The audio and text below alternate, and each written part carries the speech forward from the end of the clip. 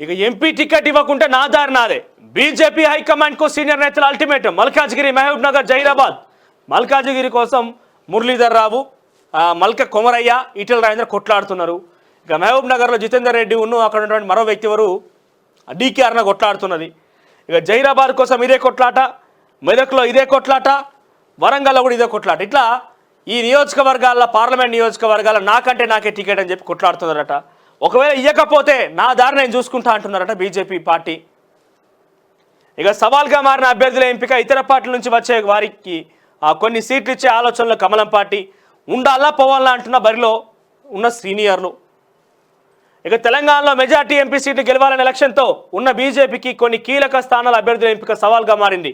ఒకే seat నుంచి ticket ఆశించే సీనియర్లు ఎక్కువ మంది ఉండడం, వారంతా ఇటు రాష్ట్ర నాయకత్వానికి అటు జాతీయ నాయకత్వానికి టచ్లో ఉండడంతో ఎవరికి ఓకే చెప్పాలో ఎవరికి నో చెప్పాలో తెలుసుకోలేక పార్టీ పెద్దలు తల పట్టుకున్నట్టు తెలుస్తోంది. ఇక ఈసారి టికెట్ ఇవ్వకుంటే తమ దారి తాము చూసుకుంటామని కొందరు సీనియర్ నేతలు సెంట్రల్ పార్టీ పెద్దలకు, రాష్ట్రంలోని కీలక నేతలకు హెచ్చరికలు పంపుతున్నారు.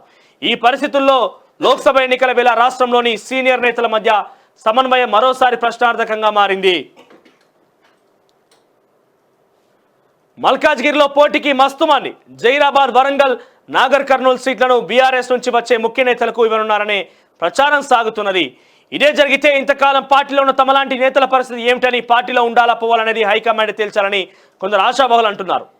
ఒకప్పుడు బీజేపీ పార్టీ బండి సంజయ్ నాయకత్వంలో ఇక బీజేపీ పార్టీ రేపమ్మ అధికారంలోకి వస్తుంది, పాపం మస్తు కొట్లాడుతుంది, లేకపోతే అలా పోరాటం చాలా గొప్పదని చెప్పి రకరకాల కొనియాడిన ప్రజలు ఈరోజు కూడా బీజేపీని చూస్తే చిదరించుకుంటున్నారు.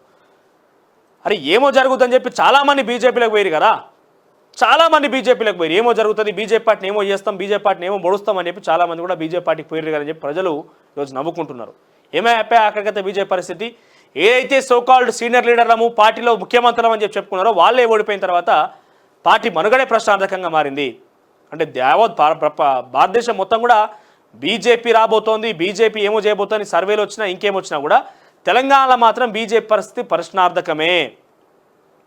ఇక ఇంకొక shocking and big breaking news ఏంటంటే, ఒకానొక ఉత్తర తెలంగాణకు సంబంధించిన బీఆర్ఎస్ పార్టీ మాజీ ఎమ్మెల్యే, ప్రస్తుతం ఎంపీ కోసం పోరాడుతున్న వ్యక్తి ఆయన ఏమంటారట అంటే, నాకు బీఆర్ఎస్ బీజేపీ కలిసిపోతే ఏమన్నా ఒక అనుమానం ఉన్నది. డెఫినెట్గా ఎన్డీఏలో త్వరలో బీఆర్ఎస్ కలవబోతోంది. ఎన్డీఏలో బీఆర్ఎస్ పార్టీ భాగస్వామ్యమై తెలంగాణలో ఉనికి చాటుకోవడంతో పాటు యావత్ భారతదేశంలో కూడా తమ వంతుగా కొంత పాత్ర పోషించాలనేది పెద్ద ఎత్తున ప్రచారం జరుగుతున్నది.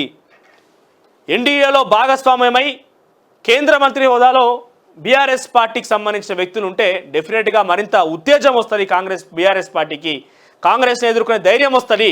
ఒకవేళ రాష్ట్రంలో కనుక ఎవరి మీద విచారణ చేపట్టినా బీజేపీ ఏం చేస్తుంది మీరు చూస్తారు కదా, ఆంధ్రప్రదేశ్లో ఏం చేస్తుంది, ఏం నాటకం ఆడుతుంది, టీడీపీ వైసీపీ మధ్యలో కొట్టుకోండి, బిజులు వేసుకొని పట్టుకొని ప్రేక్షక పాత్ర, ఎంపైర్ పాత్ర పోషిస్తుంది. ఎస్ రెడీ కొట్టుకోండి అనగానే వాళ్ళు కొట్టుకుంటున్నారు.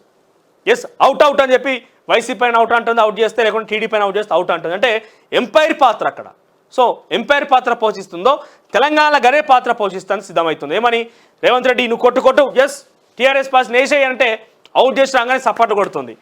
బీఆర్ఎస్ పార్టీ నువ్వు కూడా రేవంత్ రెడ్డి బాగా అంత టఫ్గా ఆడుతావు, నువ్వు ఆడుపో అని చెప్పి మళ్ళీ కేసీఆర్ పంపించే ప్రయత్నం. ఇట్లా ఈ ఎంపైర్ పాత్ర పోషిస్తుంది కాబట్టి ఆ ఎంపైర్ పాత్ర పోషించకుండా వారు వన్ సైడ్గా ఉండాలంటే లాబింగ్ చేసేందుకు కేసీఆర్ సర్కార్ దగ్గరకు వచ్చి బీజేపీని అలుముకునే ప్రయత్నం చేస్తుందట. అంటే ఎన్డీఏలో భాగస్వామ్యం కోసం ప్రయత్నం చేస్తుందట. నేనేం చెప్తున్న మాట కాదు, వార్తా కథనాలు లోతట్టుగా పోతే అర్థమవుతుంది మీకు. దీంట్లో వార్తా పేపర్ల ప్రధాన వార్తాపత్రికలో ఒక అంశం ఉన్నది ఏంటంటే, ఎన్డీఏలో భాగస్వామ్యం కోసం బీఆర్ఎస్ పార్టీ తహతహలాడుతుందట.